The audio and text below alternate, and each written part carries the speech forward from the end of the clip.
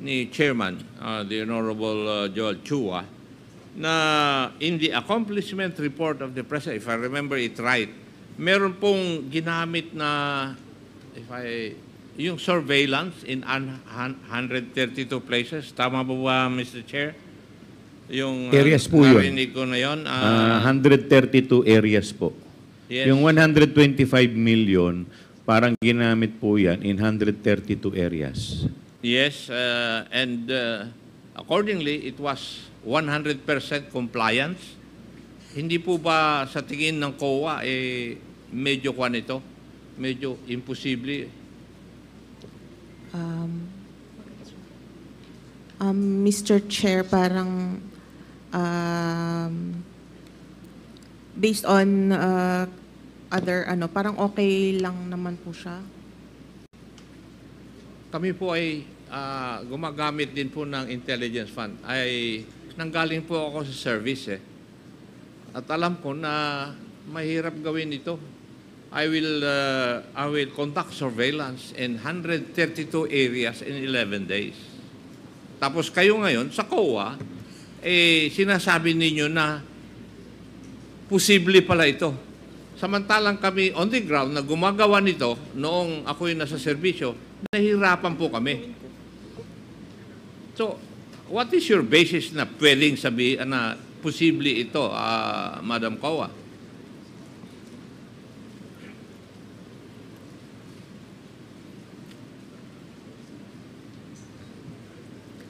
Mr. Chair, there are also deficiencies here.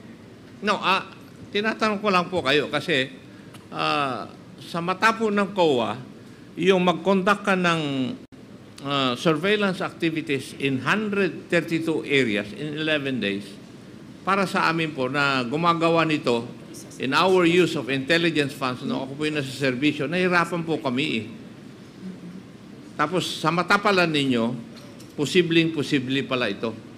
Tama po ba yung aking kaisipan? Mr. Chair, ang identified lang po ay number of areas, pero pwede din pong i-consider yung kung ilan po yung kung ilang tao po yung pinag-spendan ng funds, Mr. Chair. But the liquidation report does not say so. Yes, Mr. Chair. In-assume na lang ninyo yun Mr. Chair, meron po silang submitted na mga documentary evidence. Okay.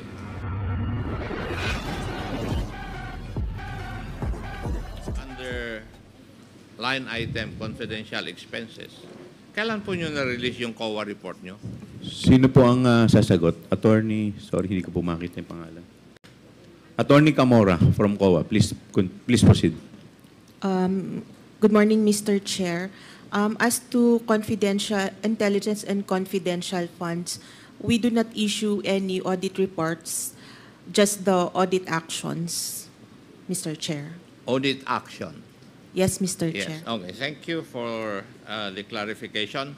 Now, when was the confidential fund in the amount of 125 million transferred to the office of the Vice President?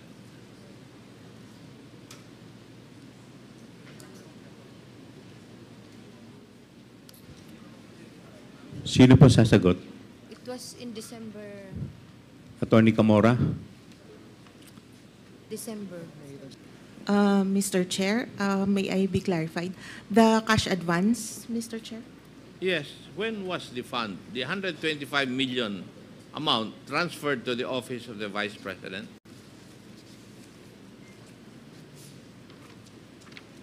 Mr. Chair, the fund was received on December 20,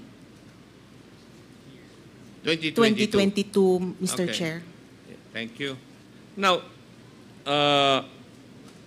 on 25 September 2023, according to reports, kayo po ay nag-confirm, maybe because of reports, na galing po sa Office of the Vice President na the amount of 125 million confidential funds was spent in 11 days? Mr. Chair, based on their liquidation reports. Opo. Kayo po ang nagsabi nito in your report. Wala pong report, Mr. Chair, but audit action po. Oh, it's an audit action. At Yes, kinukonfirm Mr. nyo Chair. na yung amount na 125 million was spent by the Office of the Vice President in 11 days. And that would be amounting to 11.3 thereabouts million per day. Would that be correct? Tama po ba yun? Mr. Chair, may I ask for the question to be repeated? Ano po? Uulitin ko po. Opo.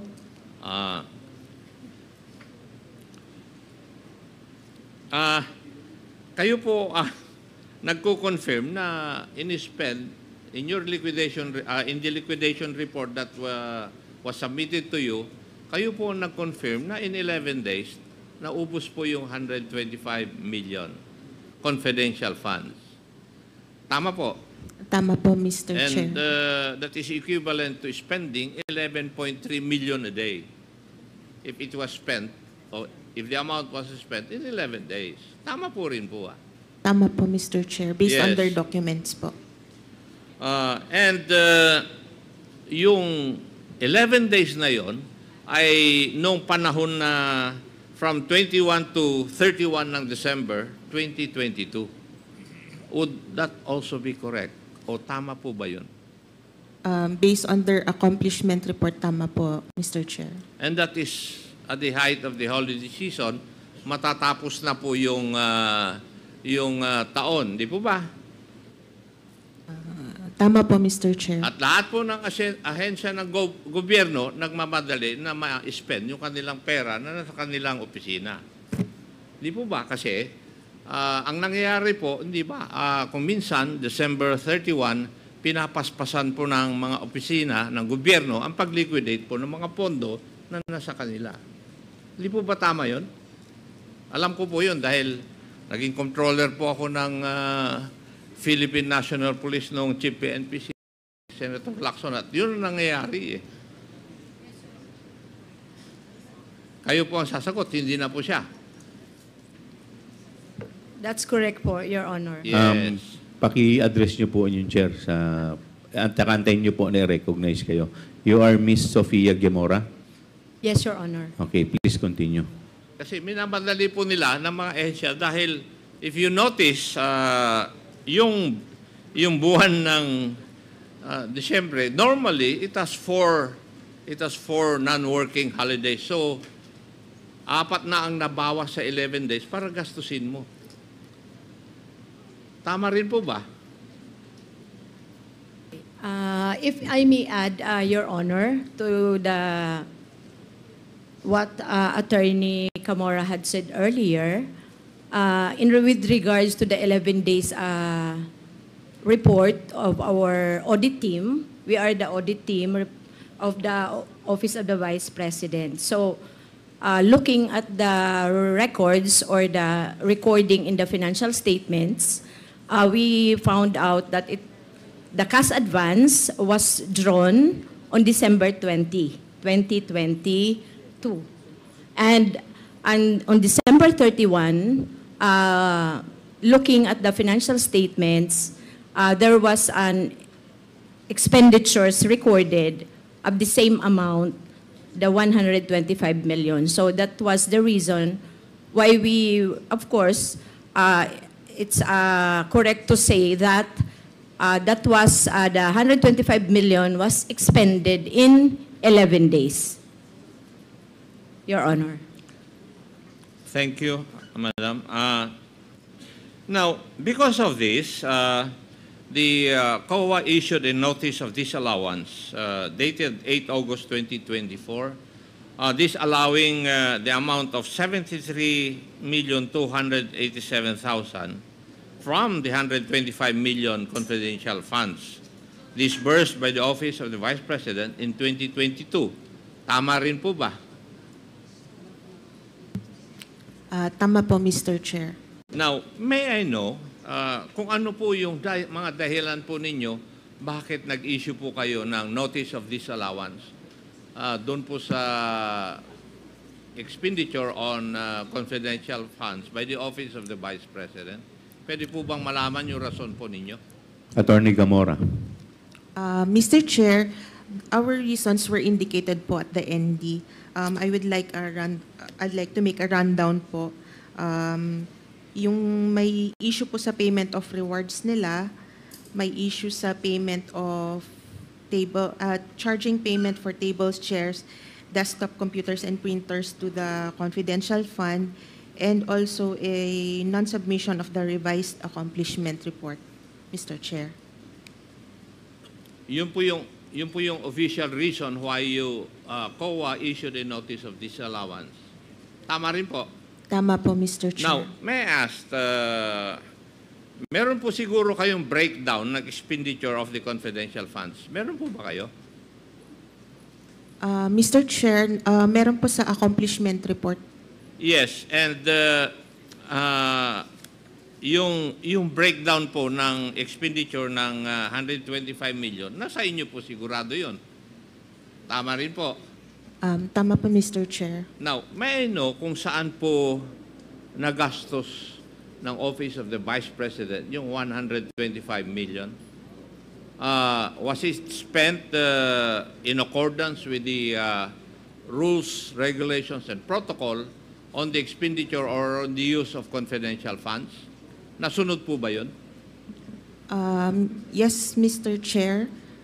As indicated sa accomplishment report po, na-liquidate naman po nila based on confidential expenses as required by the joint circular po, Mr. Chair.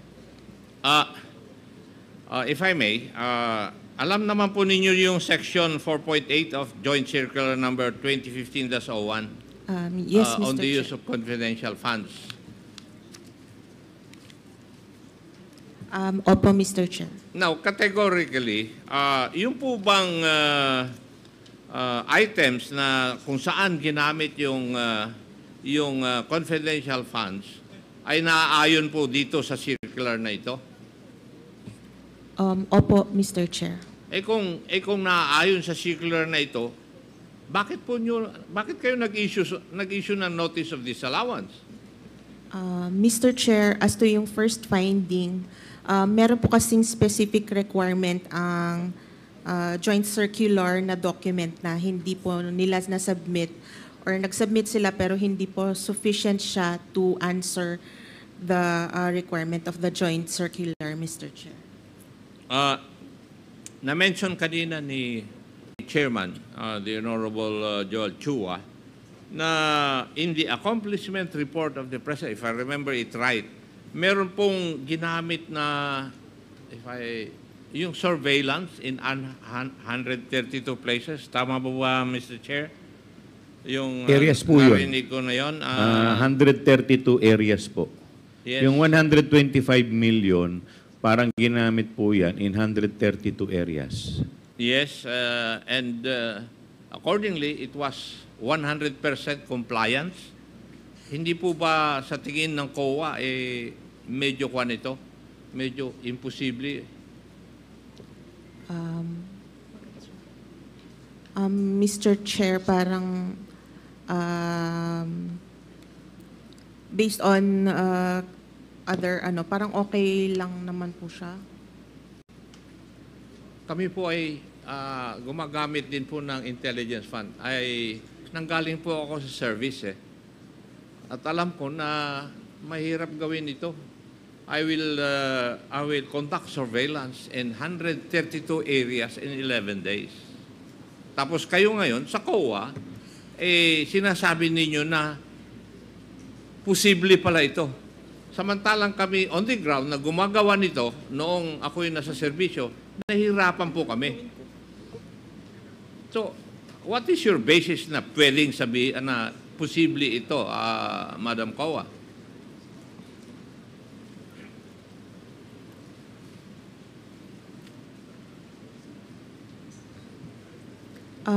Mr. Chair, there are also deficiencies here.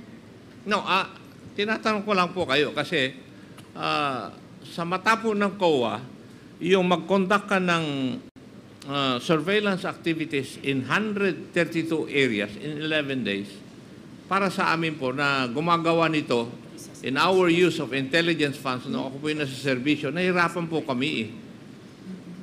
Tapos sa mata pala ninyo, posibleng-posible pala ito. Tama po ba yung aking kaisipan?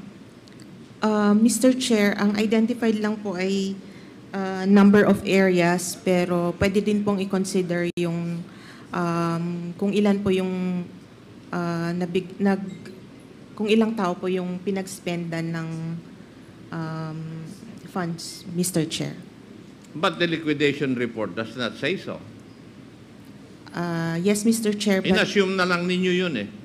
Mr. Chair, meron po silang submitted na mga documentary evidence. Okay.